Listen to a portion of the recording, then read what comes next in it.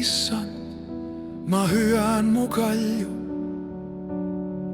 Ära pöördu vaikides minust eemale, et ma su vaid olemise tõttu ei saaks nende sarnaseks, kes lähevad alla hauda.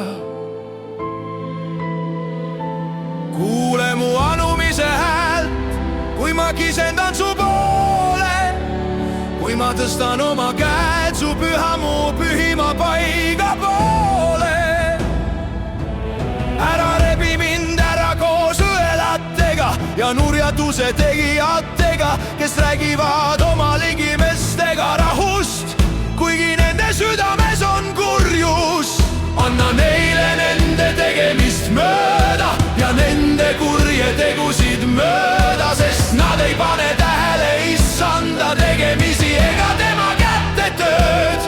Kiskugu tema nad maha ja ärgu ta ehitagu neid enam üles. Issand on mu tugevus ja mu kilp, tema peale lootis mu süda ja ma sain abi, sellepärast ilutseb mu süda.